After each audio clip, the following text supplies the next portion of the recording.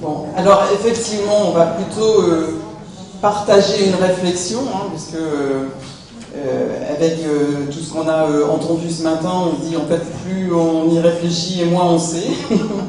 Et donc là, je me dis bon, bah, écoutez, voilà, on va essayer de réfléchir ensemble. Et effectivement, cet après-midi, on va également essayer de travailler cela, essayer de traduire. Et c'est un travail qu'on avait fait avec Marie-Christine sur la traduction des 10 compétences enseignées dans le référentiel de formation adaptées à la santé au travail.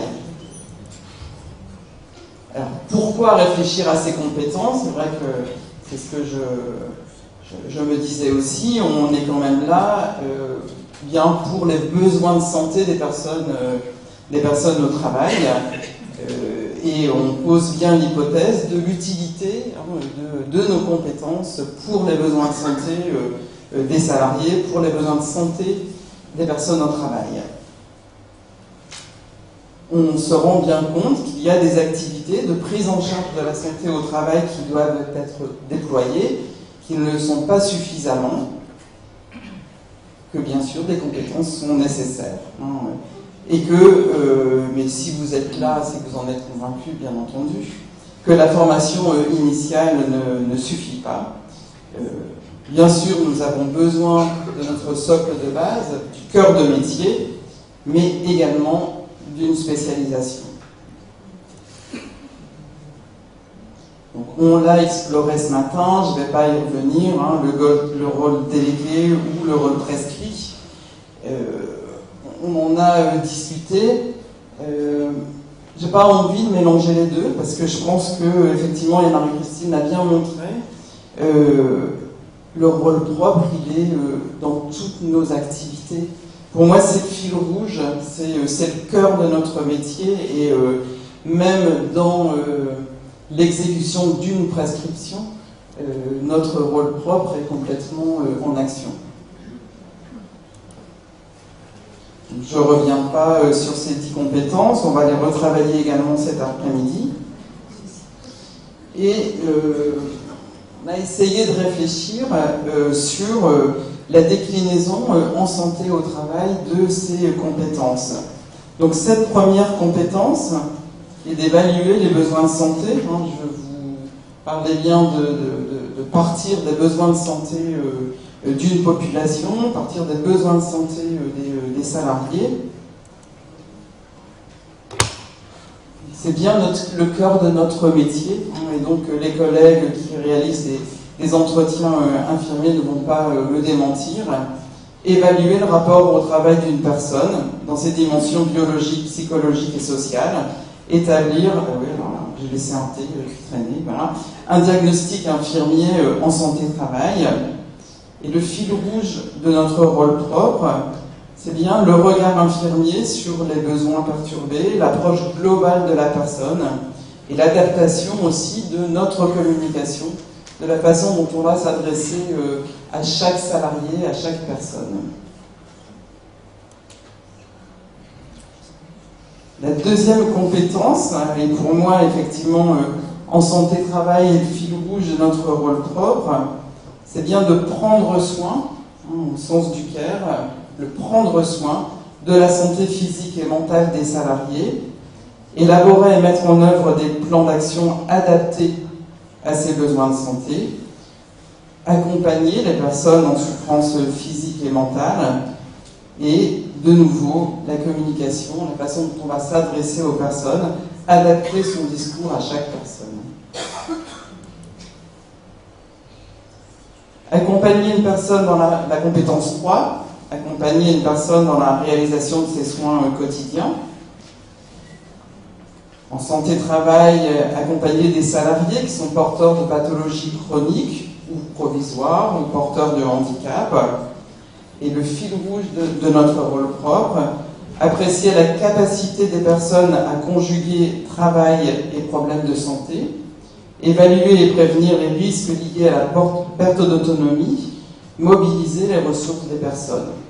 Donc on a vu aussi avec la présentation de Brigitte à quel point notre capacité infirmière, notre rôle propre était aussi cette mobilisation des personnes, pas faire pour, mais faire avec.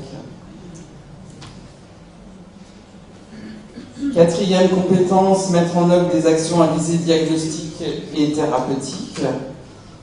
Bien sûr, en santé au travail, toutes ces actions, des actes à visée diagnostique et préventive, assurer des soins à visée thérapeutique. Et le fil rouge de notre rôle propre, conduire une relation d'aide thérapeutique, donner des conseils santé au travail, des conseils de santé publique, analyser et repérer les interactions, travail-traitement, assurer une veille sanitaire pour pouvoir réaliser une alerte.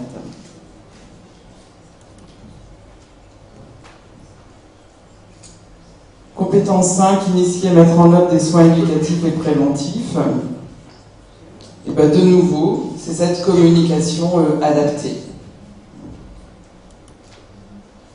Je vais un peu vite, mais je pense qu'on va retravailler tout ça cet après-midi. Conduire une relation de soins dans un contexte de soins, accueillir et écouter une personne. Pourquoi j'ai fait ça? Attendez, là. J'ai laissé une diapo qui n'aurait pas dû être là. C'est là.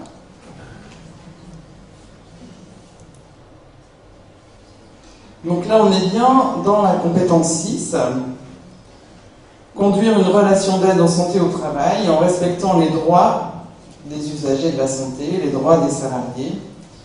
Et donc, le fil rouge du rôle propre, toujours, c'est la relation, le cœur de notre métier infirmier. Et effectivement, on va le retrouver, et on le retrouve dans plusieurs compétences. Comprendre les liens, travail-santé, comprendre la relation de l'homme au travail. Compétence 7, analyser la qualité et améliorer sa pratique professionnelle. Eh bien, Marie-Christine en a parlé également.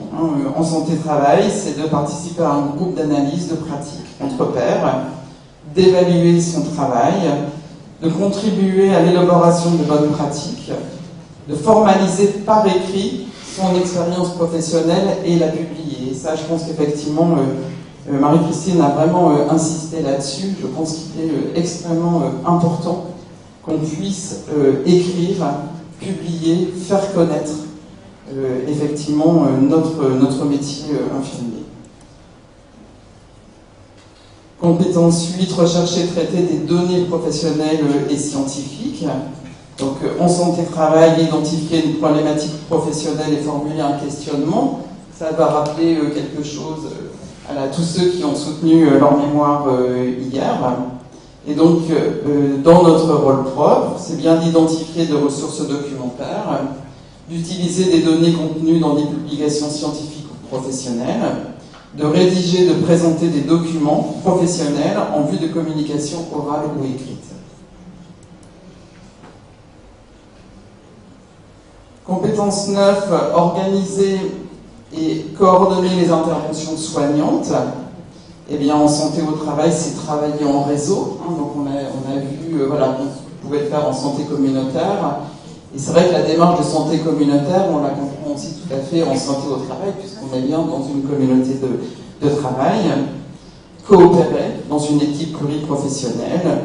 Organiser ses interventions. Et donc, ça, c'est aussi important, en tenant compte des limites de son champ professionnel et de ses responsabilités, et savoir faire appel à d'autres compétences. Le fil rouge de notre rôle propre, c'est justement de bien savoir se positionner, notamment sur les plans éthiques et déontologiques, d'organiser son travail, de choisir les outils de transmission de l'information adaptés. D'où l'importance également, effectivement, de ces transmissions et des équipes.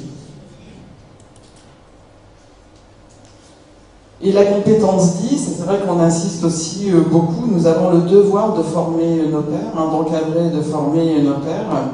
Donc c'est d'informer, former des professionnels et des personnes en formation, et en santé-travail, former et tutorer ses pairs, encadrer les étudiants en IFSI, transmettre les règles éthiques et déontologiques, informer et sensibiliser les salariés en promotion de la santé au travail. Donc je vous rassure, je n'avais pas bu quand j'ai écrit ça. Je pense que c'est pas de ma faute, c'est l'ordinateur. Voilà.